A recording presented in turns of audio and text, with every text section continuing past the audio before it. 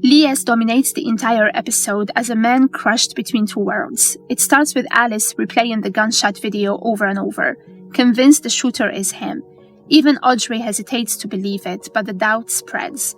Everyone knows Lies has been under impossible pressure for years, and suddenly the worst feels plausible. Across the city, Lies is fully embedded with Saidi's operation, trusted with a massive delivery precisely because he knows police procedures. Ali reassures him it's his last job, promising he's done after this shipment. But Lies barely reacts. He's too deep, too trapped.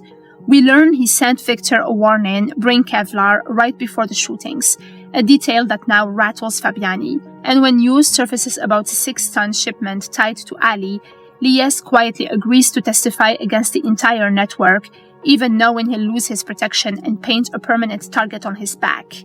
Despite staying low profile and working with Tobias for coordination, things blow up when Tobias betrays him. Lies is spotted on surveillance, nearly arrested, and manages a narrow escape through a convention center before reaching out to Alice in desperation. She helps him flee even if she won't say it out loud. In the lead up to the delivery, Lies reconnects with old friends, Arno, hollowed out by grief over Lucy, and tells Alice, Audrey, Arno, and Tattoo the truth. He's ready to testify against Ali, fully aware it will likely put a target on his back. He even proposes an alternative witness, Tony, the dock manager Ali once beat, knowing Tony would be impossible to ignore if the shipment is seized. But the plan collapses. Lies arrives at the container first, empties it out, and leaves nothing for the police. When Alice and Arno open the container and see it's clean, everything is immediately called off. Lies has outplayed the entire operation. When Layla Saidi is found dead in her cell, Ali immediately suspects betrayal inside his own circle. Chris bluntly reminds him mistakes mean death and loyalty has limits. Serge Laborde then calls him with the brutal truth. Miranda isn't dead, the shooting was staged, proof is coming, and he gives Ali one chilling order, take care of Lies. The chess game keeps tightening. Ali calls Lies for a celebration, a grim imitation of old times when they believed themselves untouchable, but it's really a trap. He reveals Yassine was caught lurking outside his home. Ali drags Yassine out of the trunk, beaten nearly to death, and forces Lies to make a decision. When Lies refuses to kill him, Ali demands honesty instead. Lies admits everything, the infiltration, the betrayal, the attempt to save his family, including Ali. Ali confesses in return. He trusted Lies completely, and now he realizes he's already dead because of it. When Ali hands Lies a gun and turns his back, begging to be killed, Lies refuses. Yassine doesn't. He grabs the gun, shoots Ali, and speeds off. Ali dies choking in Lies's arms as Lies begs him not to move. The weight of it crushes him instantly, losing a brother, failing to save him, and destroying his own future in the same breath.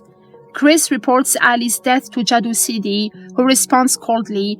Weakness isn't an option. A succession plan must be put in motion immediately. Lies says goodbye to his mother next, disguised on a bus being watched by cops. She forgives him entirely, blessing him as he breaks down, his last moment of peace. He meets Alice afterward, admitting he couldn't sabotage Ali's shipment because he just couldn't condemn him. Alice urges him to run, but Lies knows the truth. The deal with Miranda isn't over. Ali was only the beginning. The real target is Sidi. Chris reaches out and Lies walks straight into her office wearing a wire, surrendering his weapons. Chris lays out the truth of the organization. Their greatest threat isn't the law, but betrayal from within. Tobias is exposed as the one who tried to reroute the shipment to Dutch rivals. His plan failed because those same rivals warned Sidi's operation. Lies watches Tobias get choked to death for betraying Sidi, confesses Yassine killed Ali, and finally admits he got the container number from his police colleagues. Chris doesn't punish him, she crowns him. Ali is dead, Sidi needs a successor. Lies has the connections, the access, and the ruthlessness to take the throne. Lies ends the season standing on the edge of absolute power and total ruin, a kingmaker, a traitor, and a dead man walking all at once. Earlier, Yassine pressured Beckerman over the phone, demanding his brother Mehdi's release and reminding him how much he knew about him.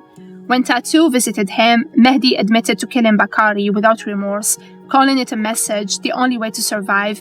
Tattoo tried to appeal to their past, but Mehdi only mocked him, insisting the world is split between those who take power and those who betray their roots.